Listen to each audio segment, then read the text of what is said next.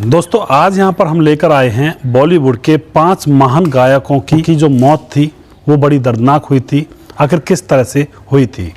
दोस्तों इस प्रोग्राम को स्टार्ट करने से पहले मैं यही कहना चाहता हूँ, चाहे इंसान कितना भी बड़ा हो जाए लेकिन मौत तो सबको ही आनी है। इसलिए ज़िंदगी में अच्छे कर्म करते जाइए जिससे कि आपके बाद भी लोग आपकी प्रशंसा करें। तो यहाँ पर आज चर्चा करेंगे 5 ऐसे लीजेंड जो कि गायक थे बहुत ही बड़े और उनकी मौत बड़ी दर्दनाक हुई थी। आखिर कैसे ऐसे इनकी मौत हुई थी उसकी चर्चा यहाँ पर करते हैं। तो सबसे पहले हम लेते हैं मोहम्मद रफ़ी जी को।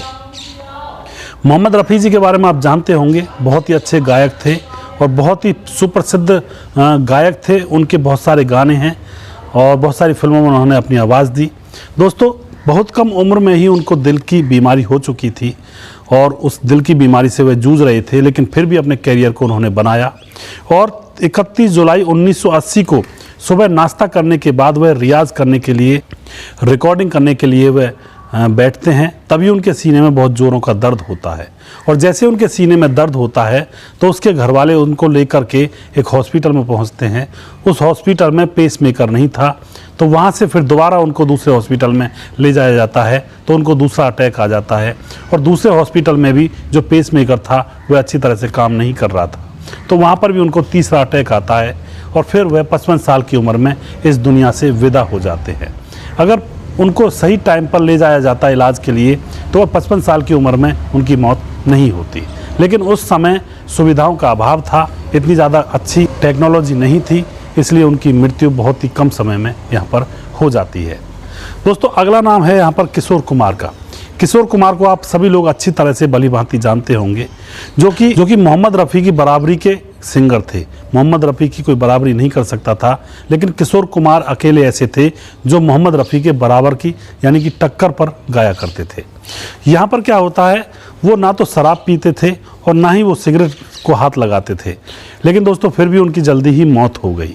मध्य प्रदेश में पैदा हुए आभास कुमार गांगुली ही किशोर कुमार उनका नाम पीछे रखा गया। और दोस्तों राजेश खन्ना की आवाज़ माने जाते थे किशोर कुमार जी, इतनी अच्छी तरह से गाते थे कि लोग उनकी आवाज़ को राजेश खन्ना की आवाज़ से तुलना करते थे। यानी कि राजेश खन्ना जब फिल्म में गाते थे तो लोगों को लगता था कि ये राजेश खन्ना ही गा रहे हैं। दोस्तों उनको अपनी मौत का आभास पहले ही हो चुका था, पहले से ही वे अपने यार दोस्तों से कहने लगे थे कि मैं बहुत जल्दी इस दुनिया से विदा होने वाला हूं। और 13 अक्टूबर 1987 के दिन तो उन्होंने अपनी मौत की बात पहले ही अपने घर वालों को बता दी थी। अपने बेटे को घर पर ही रहने के लिए कहा था उन्होंने, और घर पर ही उनका बेटा था, सारे घर वाले घर पर थे और वो अपनी पत्नी लीना से बात कर रहे थे। तभी क्या होता है, बात करते करते उनको दिल का दौरा पड़ जाता है और दोस्तों उसके बाद पत्नी ने डॉक्टर को बुलाने के लिए कहा तो उन्होंने कहा कि डॉक्टर को मत बुलाओ, वरना डॉक्टर आने के बाद तो मेरा दिल का दौरा और ज़्यादा बढ़ जाएगा। यह बात उन्होंने मजाक में कही थी, हालांकि उनको पता था कि आज उनका अंत होने वाला है। उसके बाद दोस्तों डॉक्टर को बुलाया गया। उसके बाद दोस्तों उनको तेज़ दौड़ा पड़ा और फिर हॉस्पिटल ले जाते वक्त ही रास्ते में उनकी मौत हो जाती है और दोस्तों इस दुनिया को छोड़कर वे 58 साल की उम्र में यहाँ से विदा हो जाते हैं। बहुत ही अच्छे गायक थे किशोर कुमार, जिन्होंने बहुत ही अच्छे गाने गाए हैं और अभी भी लोग उनके गानों को सुनते हैं, मनोरंजन करते हैं, यानी कि एक तरह से सदाबहार बन चुके हैं। यह भी कहा जाता है कि कलाकार जो होते हैं वह अमर हो जाते हैं, इसी तरह से अमर होते हैं, उनका काम अमर हो जाता है। अब बारी आती है दोस्तों मुकेश की। मुकेश जो गायक थे उनको आप भली भांति जानते होंगे, जिन्होंने दोस्त दोस्त ना रहा गाना गाया था, मेरा जूता है जापानी, जीना यहाँ मरना यहाँ, आवारा हूँ, यह गाने जिन्होंने गाए थे। 10वीं के बाद पढ़ाई छोड़कर सरकारी विभाग में काम करने लगे थे जो मुकेश थे, और किसी रिश्तेदार ने इनकी आवाज़ को सुना और आवाज़ को सुनने के बाद इनको बॉलीवुड में लेकर आए और फिर बॉलीवुड में इनको काम मिला। दोस्तों किस्मत चमकी और 50 के दशक में उनको राज कपूर की आवाज़ कहा जाने लगा था, यानी कि उनकी आवाज़ इतनी रियलिस्टिक थी कि राज कपूर से मिलती जुलती थी और फिर उनको राज कपूर की आवाज़ कहा जाने लगा था।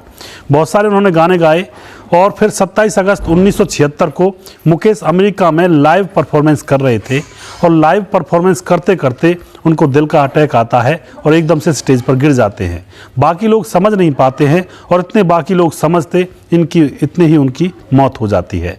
66 साल की उम्र में ही उनकी मौत हो जाती है, इस दुनिया को छोड़कर चले जाते हैं।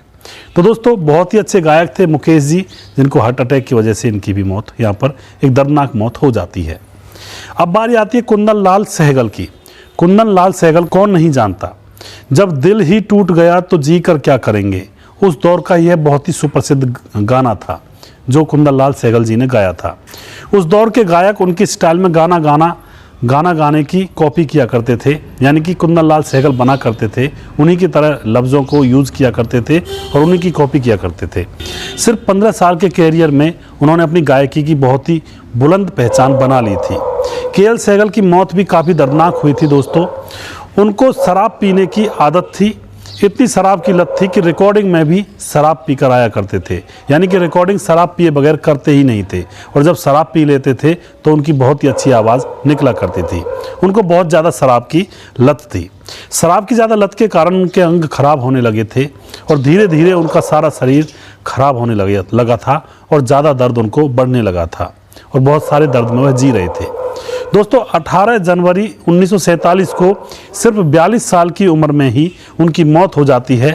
और गायकी से जो पैसा मिलता था दोस्तों, उन पैसों को उसकी पत्नी ले लिया करती थी, क्योंकि वह दिल के इतने अमीर थे कि जब उनके पास पैसा होता था तो वह गरीबों में बांट दिया करते थे। एक बार का किस्सा है, वह शूटिंग के लिए, रिकॉर्डिंग के लिए स्टूडियो जा रहे थे तो रास्ते में एक भिखारी बैठा हुआ था, सर्दी का टाइम था, उसको ठंड लग रही थी, तो गाड़ी को रोककर उसके पास जाते हैं और अपना कोट, पैंट और अपना स्वेटर उस भिखारी को पहना देते हैं और खुद कच्छे में ही रिकॉर्डिंग रूम में पहुंचते हैं। यह बात देखकर सारा स्टाफ हैरान रह जाता है और सभी लोग इस बात पर उनकी प्रशंसा तो करते हैं, लेकिन जो उनके घर वाले थे, उनकी पत्नी थी, उन्हें बहुत ज़्यादा गुस्सा आता है। वो कहते थे क्योंकि यह तो भिखारियों को सारा कुछ दे देगा, वो तो हमने ऊपर से कंट्रोल किया हुआ है। उनसे जब गाना गवाया जाता था तो उनके पैसे डायरेक्ट उनकी पत्नी के पास भेज दिए जाते थे, यानी कि उनके घर पर भेज दिए जाते थे। उनको कुछ ही पैसे दिए जाते थे और उन कुछ पैसों से वह शराब पी लिया करते थे और जो कुछ बच जाया करते थे उन पैसों को गरीबों में बांट दिया करते थे, यानी कि आगे का उन्होंने कुछ भी नहीं सोचा था। और दोस्तों बीमारी में लड़ते लड़ते धीरे धीरे उनके सारे पुर्जे खराब हो जाते हैं और शराब की वजह से उनकी मौत हो जाती है। दोस्तों अगली बारी आती है तलक महमूद। तलक महमूद, इनके कद को आज तक भी कोई छू नहीं पाया है। रूढ़िवादी मुस्लिम परिवार में पैदा हुए तलक महमूद के पिता ने इनकी गायकी को पसंद नहीं किया, वह इनके गाने को पसंद नहीं करते थे। उसके पिता ने कह दिया था या तो तुम गाना छोड़ो या फिर घर से निकल जाओ। उसके बाद दोस्तों 14 साल की उम्र में ही उन्होंने घर ही छोड़ दिया था, लेकिन गाना नहीं छोड़ा था। एक बार उनको किशोर कुमार ने गाते हुए सुना और जब वह उसे गाते हुए सुन रहे थे तो दोस्तों उनके उर्दू के अल्फाज इतने साफ और स्पष्ट थे कि किशोर कुमार भी घबरा गए थे और किशोर कुमार ने खुद उनसे कहा था कि अब तो मेरा जाने का टाइम आ गया। उन्होंने कहा क्यों? तो उन्होंने कहा कि तुम्हारे बराबर उर्दू के लफ्ज़ मैं कैसे बोल पाऊंगा, तुम तो बहुत ही सटीक और अच्छे शब्द बोलते हो। इतनी कलाकारी उनके लफ्ज़ों में थी। लेकिन दोस्तों गज़ल गायक तलक का अंत जो हुआ था वह बहुत ही दर्दनाक हुआ था। उनको सिगरेट पीने की बहुत बुरी लत थी, उससे उनका शरीर खोखला हो चुका था। खोखला होने की वजह से उनको बीमारियों ने घेर लिया था। इसके साथ ही उनको पार्किंसन बीमारी हो गई थी। दोस्तों पार्किंसन बीमारी यह होती है, हाथ पैर कांपने लगते हैं, दिमाग काम नहीं करता है और बोला भी नहीं जाता है, इसीलिए उनके हाथ पैर कांपने लगे थे। एक शब्द भी बोलने में उनको बहुत ज़्यादा दिक्कत होती थी और कुछ भी काम करने में वह असमर्थ हो चुके थे। हाथ पैर हिलते थे, खाना भी नहीं खाया जाता था और भी बहुत सारे जो काम होते हैं इंसान के, वो करने में असमर्थ हो चुके थे। और दोस्तों अब क्या होता है, इसी बीमारी से लड़ते लड़ते वे इस दुनिया से विदा हो जाते हैं। तो दोस्तों यह था 5 गायकों का जो कि सिंगर रहे हैं, बहुत ही जाने पहचाने, इनका दर्दनाक अंत। दोस्तों यहाँ पर मैं यही कहना चाहता हूँ, इंसान कितना भी बड़ा बन जाए लेकिन उस मौत से नहीं बच सकता है। इसलिए इंसान को अपने जीवन में काम करते हुए भलाई के काम भी करने चाहिए, जिससे कि जब वह मरे तो लोग उनकी तारीफ करें।